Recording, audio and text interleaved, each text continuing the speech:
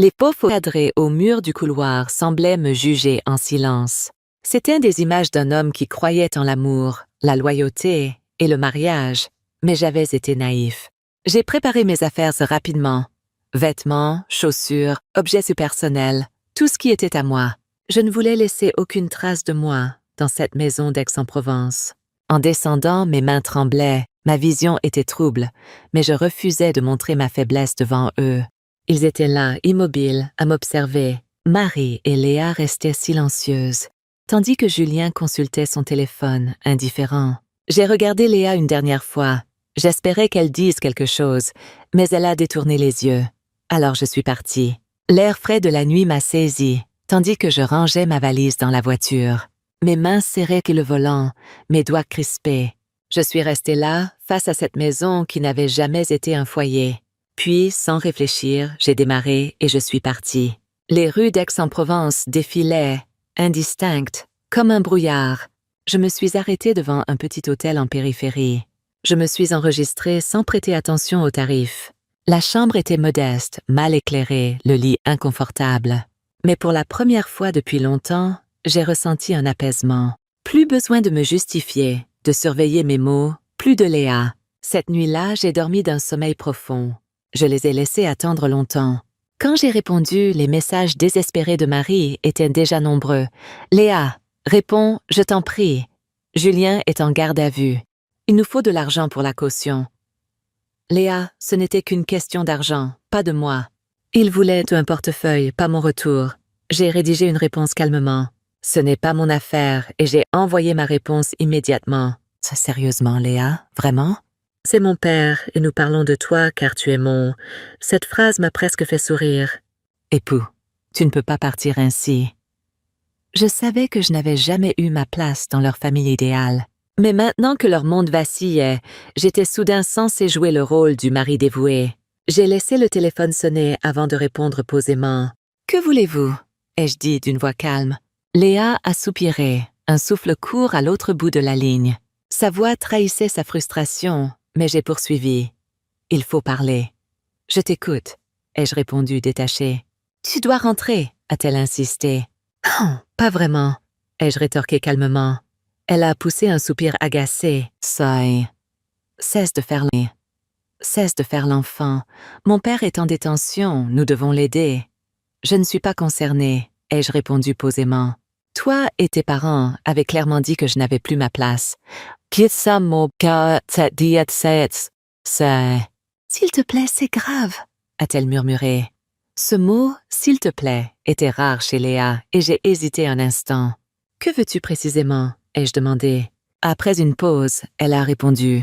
« De l'argent pour la caution. » J'ai marqué un silence. Ce n'était pas moi qu'il voulait, mais ce que je pouvais offrir. « C'est une affaire de famille » a-t-elle insisté. J'ai esquissé un sourire amer. Curieux car il y a 2 jours, quand tu disais que personne ne voulait de moi, je n'étais pas de la famille. Tomé, diemessine. Elle n'a rien répondu, il n'y avait rien à dire. Elle a tenté encore. Mon père est en danger. Je l'ai interrompu. Peut-être comprendra-t-il ce que c'est d'être ignoré. Elle a retenu son souffle. Tu ne penses pas cela, a-t-elle murmuré. Je le pense sincèrement, ai-je répondu calmement. Je ne peux pas croire que tu fasses cela, a-t-elle dit, la voix tremblante. Trouvez une solution sans moi, comme vous l'avez toujours souhaité, ai-je conclu avant de raccrocher. J'ai regardé les messages s'accumuler sur mon téléphone. Marie implorait. Julien restait silencieux, probablement privé de téléphone en détention.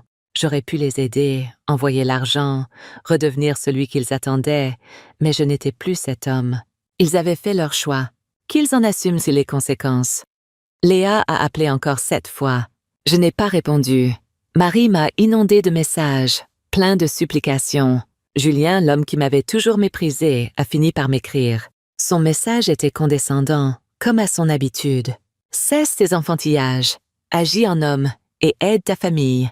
J'ai lu son message, impassible. Cet homme, qui m'avait dénigré pendant des années, qui m'avait jugé indigne, attendait maintenant que je le sauve. J'ai reposé mon téléphone et repris ma journée. Je me suis installée dans un bistrot à côté, un café à la main, prenant mon temps. Je regardais les passants, comme si leur monde ne s'effondrait pas. Ce n'est qu'en fin d'après-midi que j'ai décidé de bouger. Je suis montée dans ma voiture, mais sans me presser. J'ai pris des détours, m'arrêtant pour acheter une bouteille d'eau. Quand je suis arrivée dans leur rue à Aix-en-Provence, leur arrogance avait disparu. L'atmosphère était lourde. Julien arpentait la cour, visiblement nerveux. Marie était assise sur les marches, son téléphone serré dans les mains, et Léa, les bras croisés, tentait de rester calme. En descendant de voiture, ils m'ont tous fixé. Julien a lancé « Où étais-tu » ? « Pas ici comme vous le souhaitiez », ai-je répondu posément. Il a serré les mâchoires, mais n'avait aucun pouvoir sur moi. Marie s'est avancée. « Tu sais pourquoi nous t'avons appelé ? Ce n'est pas un jeu. » J'ai acquiescé, fermant ma portière. « Je sais. » Léa s'est approchée, la voix basse. « Nous avons besoin de toi. »« Vraiment ?» ai-je répondu, les bras croisés. J'ai laissé le silence s'installer, les observant. « Vous m'avez dit que je n'avais pas ma place. Tu as laissé ton père me rabaisser. Ta mère m'a traité comme un étranger.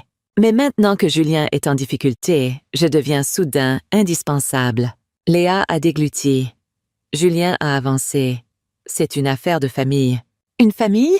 Il y a 2 jours, j'étais un fardeau, » ai-je rétorqué.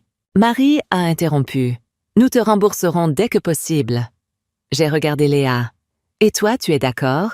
Elle a hésité puis acquiescé. « C'est mon père. » J'ai repensé aux années passées à mendier une place dans cette famille qui ne m'a jamais acceptée. Il ne voulait pas de moi, seulement mon argent. « Léa ?» ai-je dit doucement. Elle a soupiré. Julien a serré les poings. « Ce n'est pas mon problème, » ai-je conclu. Léa a pâli. « Tu ne peux pas nous abandonner. »« Si, je le peux, » ai-je répondu calmement. Marie a insisté. « Tu ne comprends pas. »« Oh Marie, c'est vous qui ne comprenez pas. » Je me suis retournée et suis partie. Léa a crié mon nom. Je suis montée en voiture et j'ai fermé la portière. Pour la première fois depuis mon mariage, je me sentais libre. Sa voix m'appelait encore, mais elle ne m'atteignait plus. Le soleil se couchait sur Aix-en-Provence, la route s'ouvrait devant moi, et j'avançais, enfin